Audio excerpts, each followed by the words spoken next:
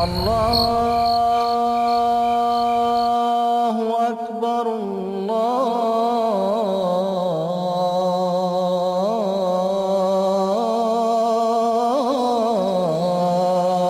أكبر.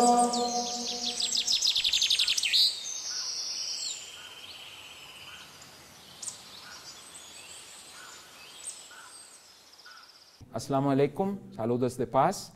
Estamos por primera vez en nuestro mezquita Baitul Awwal en Guatemala a través de nuestro estudio MTA de Estados Unidos.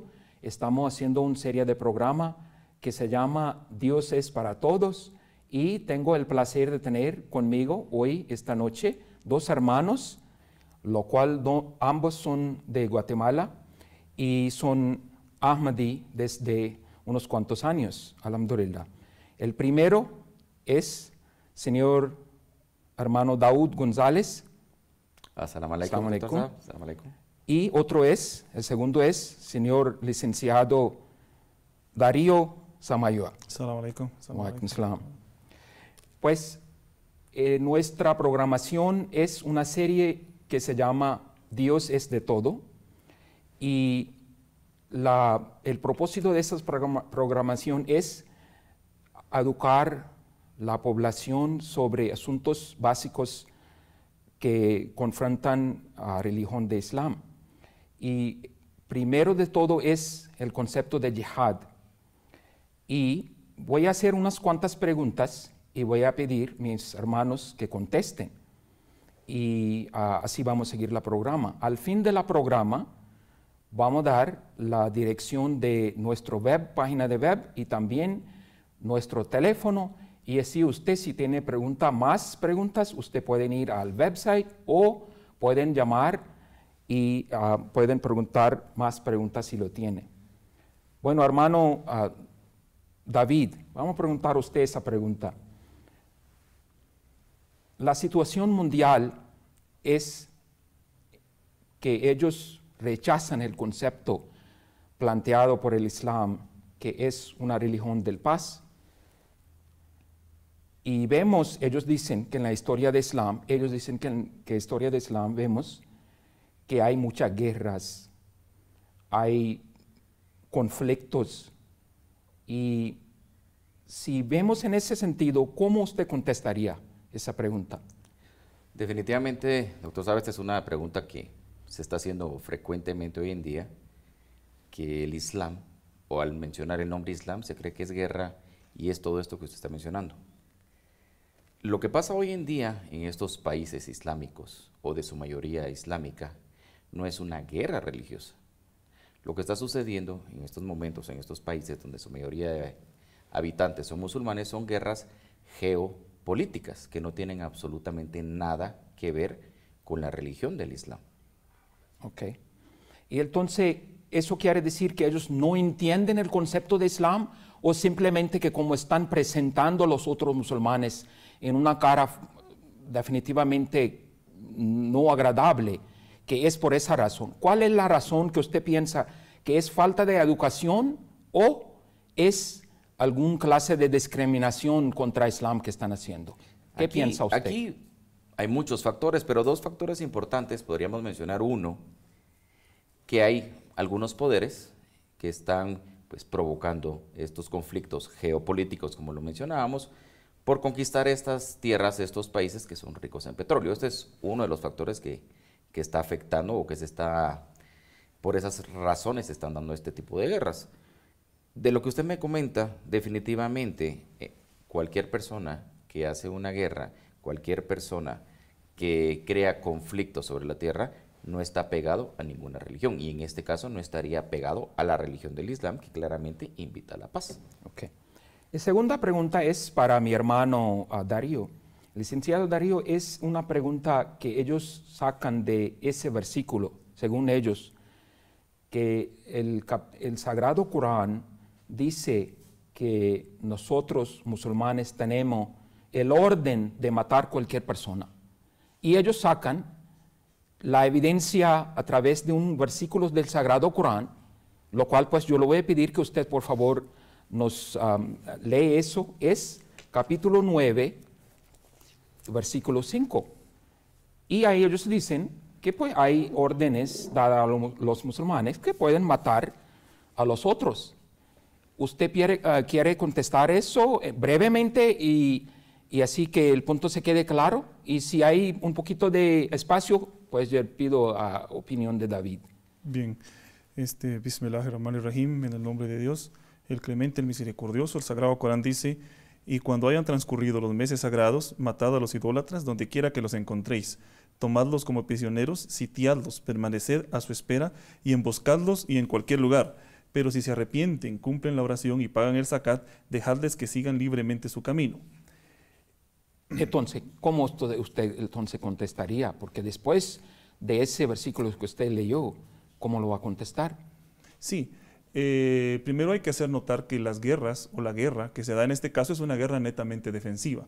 El Islam no provoca una guerra, sino la orden que se da es de que puedan defender el derecho a la vida que tienen los propios musulmanes.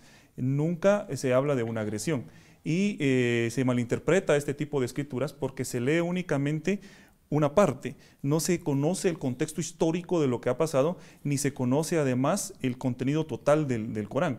Cuando uno lee un libro, en general, no debe guiarse específicamente por un párrafo o por una página. Un libro, en general, es el contexto de todo su contenido. Entonces, el Corán siempre llama a la indulgencia, a la misericordia y al arrepentimiento. Incluso el mismo versículo dice: los que se arrepienten, ¿verdad? Que se les deje libres, que puedan continuar su camino. Entonces, está hablando de que se pueden defender de sus propias vidas, sus propias propiedades cuando son atacados, y está diciendo también que hay misericordia e indulgencia hacia las personas que se arrepienten. Pero usted mismo una vez se ha dicho que hay un versículo antes de ese versículo que se habla precisamente de las condiciones por cual Dios le dio esa permisión. Por favor, ¿me puedes ayudar con eso un poquito, explicar eso un poquito más? O si acaso, a ver qué dice un versículo antes de ese, lo que se leyó, el 4. Tendríamos que leer un poquito más atrás, Okay. un poquito más atrás quizá, porque aquí está hablando de los que han roto los pactos. Okay. Porque habían tratos, por eso hay que conocer el contexto histórico.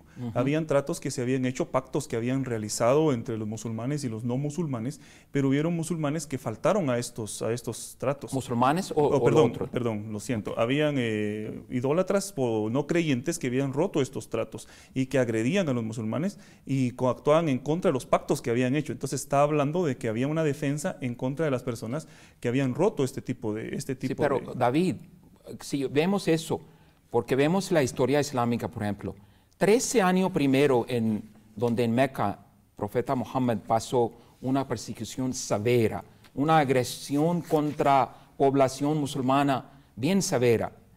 Y después cuando Dios le dio orden y ellos no levantaron ninguna arma, cuando Dios les dio el permiso de que ellos se puedan salir de ese pueblo para buscar protección, ellos fueron a Medina, un pueblo 200 millas desde ahí. ¿Ahí fue ese el pacto? ¿Me puede decir un poquito más sobre eso? Sí, no, definitivamente esta es una alea muy criticada que se ha tomado en el contexto completo, sin ver qué hay antes o qué hay después, como lo decía acá el hermano Darío. Definitivamente esta alea no invita a la guerra. Esta alea no invita a una batalla. Todo lo contrario. Esta alea a lo que invita es a la protección para el establecimiento de la paz, puesto que, como usted lo está mencionando, los musulmanes estuvieron en paz 13 años, fueron perseguidos, fueron despojados de sus bienes, expulsados de sus casas y nunca pues se levantaron para defenderse. Buscando esa paz, emigran a Medina, 200 millas lejos de Meca, pero como ellos estaban creciendo, vienen estas personas no creyentes en contra de esta justicia que el profeta Muhammad, que la paz de Dios sea con él, estaba estableciendo, y vienen para tratar de matarlos. Entonces, fuera de cualquier religión, existe el derecho universal a la defensa. Sí. Cualquier persona va a defender a sus familias, va a defender a los niños, va a defender sus bienes.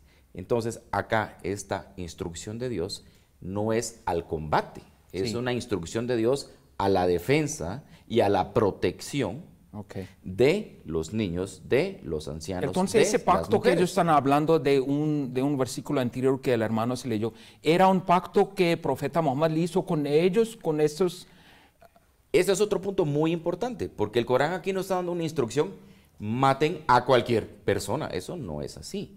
Se está hablando específicamente de las personas con las cuales estaban agrediendo, llegaron a un pacto de no agresión, pero rompieron ese pacto. Y Ok. venían con un número desigual al de los musulmanes. Sí. Eran más de 1000 combatientes armados, instruidos para atacar a un pueblo. Y los musulmanes, muchos que nunca habían combatido, nunca habían peleado, había una gran diferencia en número de 300 a 1000, con solo un caballo, sin armas, contra un ejército completo, y salen a la defensa para la protección, no solo de sus familias, protección de templos judíos, de templos cristianos y de mezquitas. Pues la próxima pregunta es para ustedes. Sí, solo quería ampliar un sí. poco lo que decía el hermano David, porque él tiene Brevemente, mucha razón. sí. Sí, brevemente. Quiero leer una ley del Corán, Sí. precisamente en el capítulo 22, versículo 41. Sí. Es bien claro cuando dice que esta orden fue dada por una forma de defensa, pero no solo del Islam, sino de otras religiones y en sí de la humanidad completa que vivía en ese lugar. Dice claramente el versículo 41, quienes fueron expulsados injustamente de sus hogares solo por haber dicho nuestro Señor es Alá, y si Alá no hubiera permitido a los hombres defenderse contra la actuación injusta de los demás, ciertamente habrían sido destruidos monasterios e iglesias, sinagogas y mezquitas, en las que se conmemora frecuentemente el nombre de Alá. Mas Ok. Alá ayudará en verdad a quien le ayude. Alá es ciertamente fuerte y poderoso. O sea, está hablando claramente que estas guerras defensivas o estas batallas que se dieron, que fueron permitidas para la defensa, no únicamente era defender a los musulmanes, sino defender a todos los que injustamente habían sido atacados. Ok. Pues yo creo que ese punto se queda Es bien claro, claro. Es es claro, claro. es claro. Entonces- El Corán no invita a la guerra. No. Sí. La pregunta siguiente es que si ellos quedaron tan tranquilos, tan pasivos en Meca, seguramente cuando ellos mudaron en Medina, pues mucha gente erróneamente piensan que los musulmanes llegaron al poder en Medina desde una vez, y cuando llegaron al poder cambió las cosas y ellos comenzaron con esa matanza. Eso es lo que esa es la pregunta siguiente de la pregunta anterior. Y pues como hemos contestado parte de eso, yo quiero que si usted quería añadir algo aparte de lo que hablamos, por ejemplo, en el caso de la guerra que pues ellos tuvieron que pelear para proteger ellos mismos, que se llama Guerra de Badr, ¿puede decirnos un poquito más la historia de eso para que el mundo todo sepa que qué es lo que era la condición de los musulmanes de aquel tiempo, aunque ellos fueron en Medina, aunque ellos estaban en una situación más o menos un poquito más mejor que de Meca, pero todavía no estaban en ninguna clase de poder y nada de eso? No, definitivamente. La historia es fácil cambiarla o inventarla por cualquier persona. Eso ha pasado en muchas historias de la humanidad, que inventan, que cambian.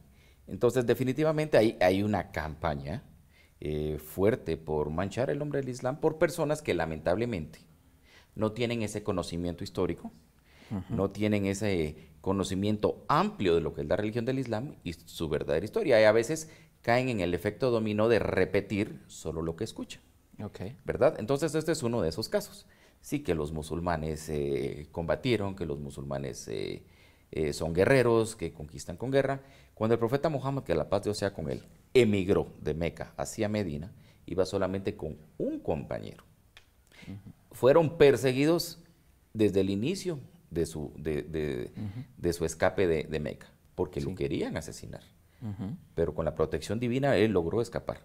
No salió de Meca con un ejército hacia Medina. Todo lo contrario, iba en unas condiciones totalmente escapando. Cuando él llega a Medina, había solamente un pequeño grupo de musulmanes esperándolo.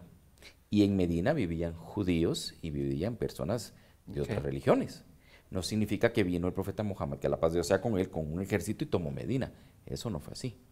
Más sin embargo, por elección de todas las personas de Medina y porque hubiera una paz y porque el Islam invitaba hacia la paz, y porque el profeta, que la paz de Dios sea con él, no llegó de una forma a imponer ni a exigir, sino todo lo contrario, de una forma humilde, fue escogido por los líderes de Medina para que él tomara entonces Muy bien, el control de Medina, y así y empezó a crecer. Y muchos empezaron a aceptar el Islam, y había paz, y había libertad religiosa. No había ningún problema entre judíos o entre musulmanes. Y cuando esto empezó a brillar y empezó a resurgir, entonces las personas de Meca, al ver esto, pues sí temieron, ellos iban a crecer y que iban a ir en contra definitivamente de lo que ellos estaban promoviendo, que realmente había mucho desorden en Meca, que eso también es bueno verlo, porque muchos creen que había una guerra entre creyente y no creyente. El verdadero punto es que el profeta Muhammad, que la paz de Dios sea con él, estaba invitando al bien. Asesinaban a las niñas cuando nacían, porque era una vergüenza cuando alguien tuviera una niña. Ellos eran bebedores, las mujeres no tenían ningún derecho. No tenían derecho a sus bienes, eran una propiedad que si el esposo moría era propiedad del hermano o de la familia. Y el profeta Muhammad, que la paz de Dios sea con él, vino a establecer una paz social que iba en contra de todos estos vicios y todas estas cosas. Por esa razón ellos empezaron a atacar esa paz, esa estabilidad que el profeta Muhammad, que la paz de Dios sea con él, estaba trayendo. Y en el caso de guerra, como que ellos fueron de un militar de 1000 y en otro lado los musulmanes eran nada más 313, con pocos recursos, ¿verdad?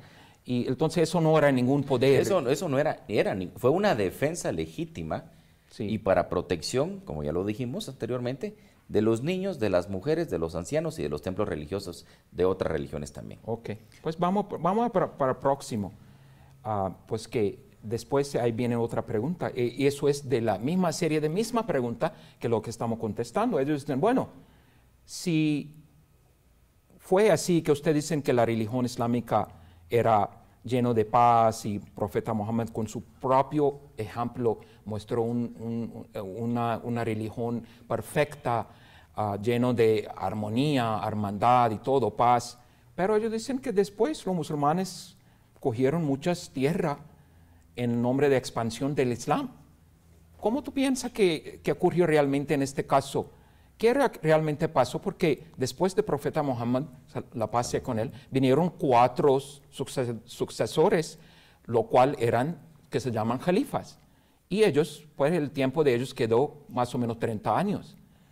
Y entonces eso es una fase después del profeta Muhammad. Y hay otra, después vinieron otros clases de los líderes que pues ahí fueron unas guerras. También hay que explicar para que el mundo que quieren saber sepan qué realmente pasó. Si verdaderamente fue una expansión de Islam o fue por alguna otra razón. ¿Cuál era la razón? Brevemente, por favor. Sí, no existió nunca o no existe, no fue una realidad el que el Islam se haya expandido por la espada o que las guerras hayan sido guerras expansionistas de conquista para imponer una religión. En esta época existieron ciertas guerras, pero todas siempre fueron defensivas, en la época de los califas. Estos 30 años fueron guerras defensivas porque fueron atacados por la misma creencia, digamos, que tenían de que estaban subiendo en poder, pero el ejemplo es claro, nunca en la época del profeta Muhammad en la batalla de Badr y otras, no tenían un ejército organizado, sino eran las personas que se organizaban para defenderse. Y posteriormente siempre existió la misma creencia, que ellos estaban creciendo en poder y que iban a ser un poder militar y que iban a tener influencia, y como estaban cambiando la vida de las personas para bien, estaban quitando costumbres ancestrales que tenían contrarias a la moral, entonces estos temores hacían que quisieran atacar y que quisieran destruir básicamente las bases de lo que era el Islam. ¿Usted está de acuerdo con eso? Sí, no, totalmente, sí. Es bien claro y bien sencillo.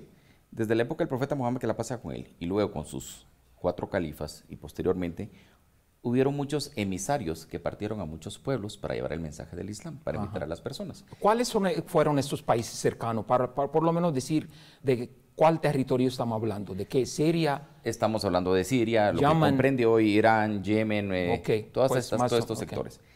Definitivamente, al momento que las personas empiezan a aceptar el Islam, se crea el mismo problema que sucedió en Meca, que las personas que ya venían practicando una religión, pues se oponen y se van en contra de esta moral de estos principios, de estos valores que se estaban estableciendo nuevamente.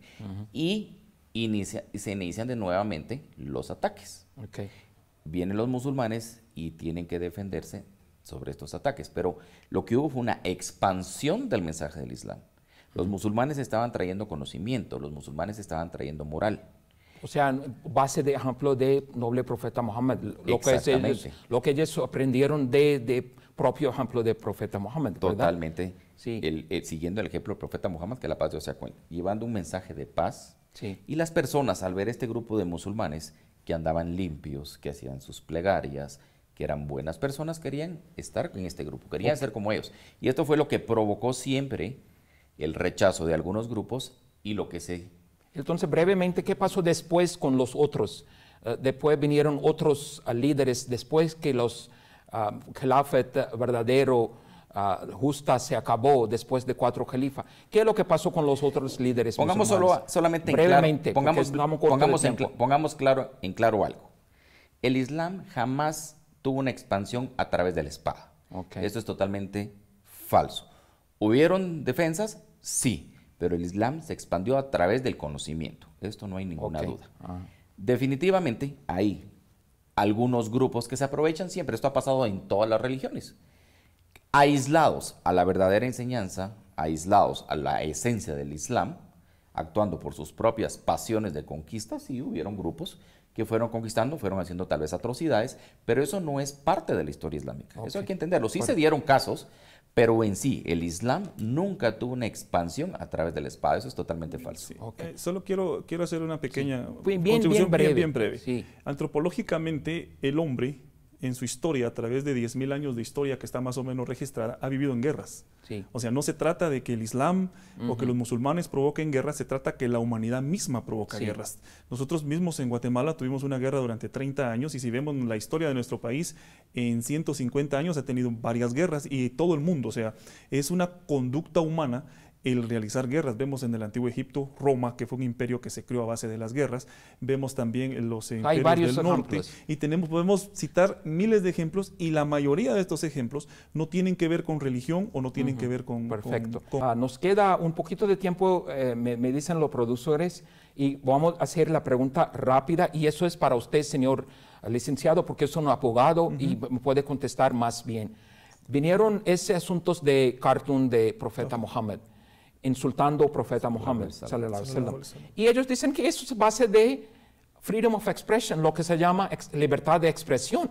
Y eso, pues, nuestro califa se ha hablado de eso, pero brevemente, ¿qué usted piensa como un abogado que qué realmente es? Jurídicamente hay que entender algo muy concreto. El derecho en sí es un punto medio entre la anarquía y el despotismo. Significa que sí existen derechos, pero existe una contraparte, que es la limitación de estos derechos.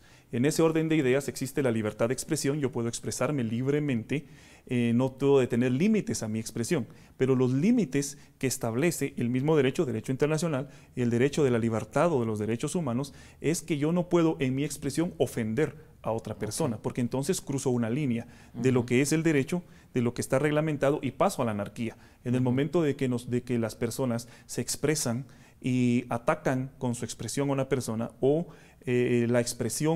la libre expresión de sus ideas y sus pensamientos es en contra de la creencia fundamental de otra persona o de otro grupo de personas, entonces están violando lo que es los límites de la libertad de expresión. Sí, muy bien. David, usted me contesta rápidamente que en la vida del noble profeta Muhammad, la paz, esos insultos pasaron también. Y él nunca llegó a un extremo de la respuesta como ciertos musulmanes se han hecho, quemando los edificios, amenazando gente. Eso realmente no pasó en la vida de eso, ¿verdad? Definitivamente no pasó en la vida del profeta Muhammad, que la paz de Dios sea con él. Aquí en ambos lados hay un cruce de los parámetros de lo que son los derechos, tanto como las personas que se expresan ofendiendo, porque también hay leyes que hablan de la difamación.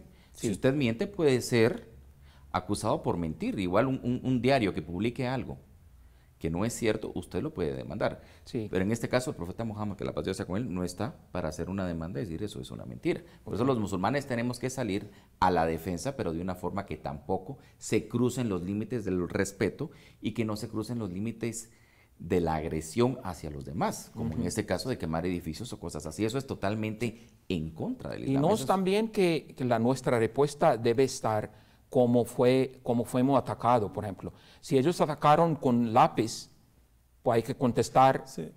también con lápiz, así como dice Mesías prometido, ¿no? ¿Usted piensa Exactamente, que este es un yihad. Sí, de la dígame. Agregando brevemente, hubieron protestas violentas y demás, y fue algo totalmente incorrecto porque no seguían el ejemplo del profeta Mohammed sallallahu alaihi wasallam. Usted mencionaba en un principio que durante la vida del profeta Mohammed esto pasó muchas veces, se burlaban de él, lo insultaban, le tiraban basura y demás, y el ejemplo que él dio siempre fue de perdón y paciencia.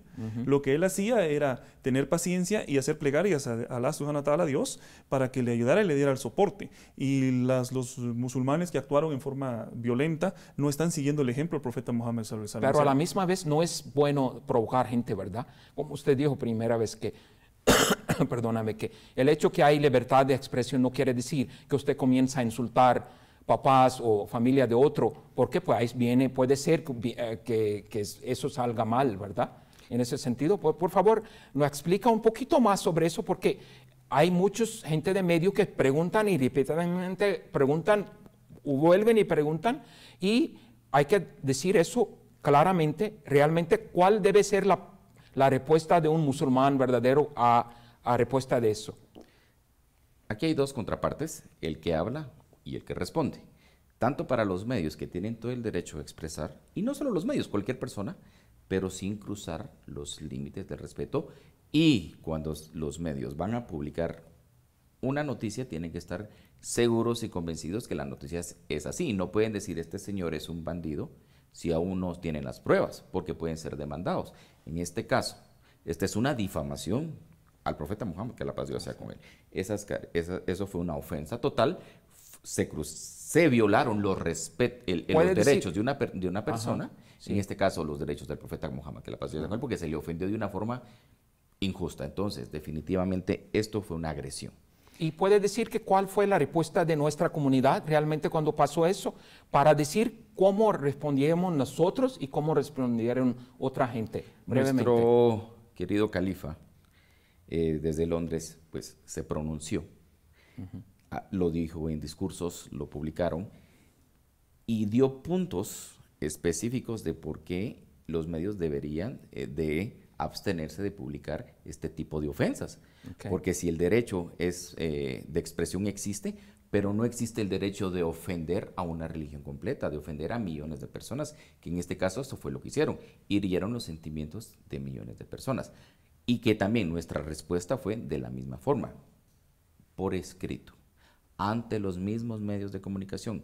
En ningún momento, ningún miembro de nuestra comunidad se levantó a hacer alguna protesta, pero ni una mínima protesta en frente de un medio de Y comunicación. eso es lo que tú piensas que definitivamente el profeta Muhammad lo hizo cuando pasaron las cosas contra de él, ¿verdad?